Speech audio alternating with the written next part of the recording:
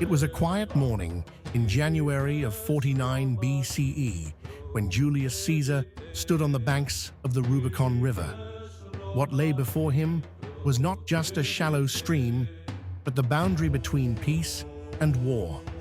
Caesar had been at odds with the Senate and his former ally Pompey. Now, with a single step, he would set the Roman Republic on a course it could never reverse. Under Roman law, no general was allowed to bring his army into Italy. It was treason, punishable by death. But Caesar, facing political ruin and the loss of his command, knew he had no choice. As he crossed the Rubicon, he is said to have uttered the famous words, "Alea iacta est," the die is cast. Caesar's bold move sent shockwaves through Rome.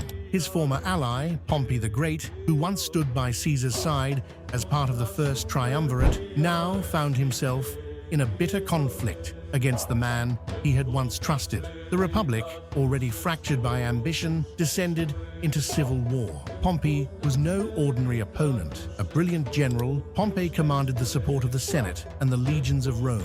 He would not allow Caesar's insubordination to go unpunished. Rallying his forces, Pompey fled to Greece, planning to gather strength for a decisive confrontation. Caesar, undeterred, pursued him across the Mediterranean. Though outnumbered and facing impossible odds, Caesar's army, hardened by years of conquest in Gaul, followed their leader with unwavering loyalty. The tension mounted with each day as two of Rome's greatest generals prepared for an epic showdown. Their forces met at Pharsalus in 48 BCE. Caesar's army, smaller but more experienced, was pitted against Pompey's larger and better equipped forces. It seemed as though Pompey had the upper hand. Yet, in the heart of the battle, Caesar's tactical genius shone through. In a stunning reversal, Caesar turned the tide of the battle. Pompey's forces, caught off guard by Caesar's strategy, crumbled. Defeated and humiliated, Pompey fled the battlefield, leaving Caesar victorious. Pompey's escape led him to Egypt, a kingdom in turmoil. But fate would not offer Pompey sanctuary. When he arrived on the shores of Alexandria, Egyptian courtiers, eager to gain favor with Caesar, betrayed Pompey. He was assassinated, his head presented as a gift to Caesar upon his arrival. Caesar, despite their rivalry, was horrified.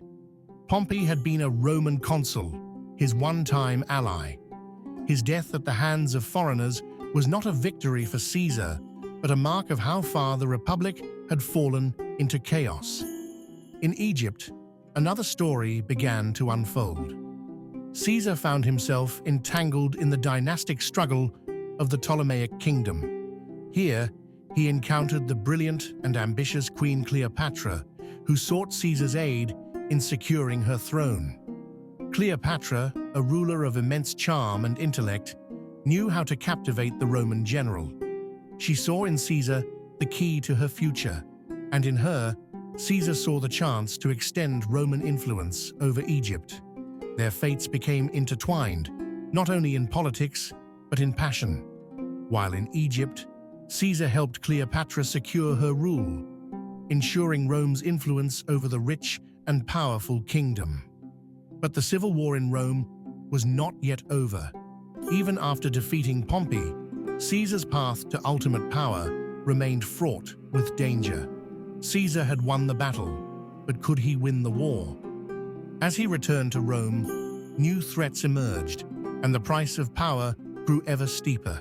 The die was cast, and there was no turning back. But what happens when a man reaches the pinnacle of power? What forces would conspire to bring Caesar down? And why? Julius Caesar stood at the height of his power. He had been declared dictator for life, a title no Roman before him had held. But power often comes with a price, and the whispers of conspiracy grew louder with each passing day. Many feared that Caesar aimed to crown himself king, a betrayal of the Republic itself. The senators, including those once loyal to him, believed that they were saving Rome by taking drastic action. And so, on the Ides of March, 44 BCE, they struck. As the conspirators surrounded him, Caesar's life came to a violent end. He was stabbed 23 times by his former allies. His final words, according to legend, were to his friend and assassin Brutus: But what was the true legacy of Julius Caesar? Was he a tyrant or a visionary, a conqueror or a savior of Rome? His death marked the end of the Roman Republic and the rise of an empire that would shape the course of history for centuries.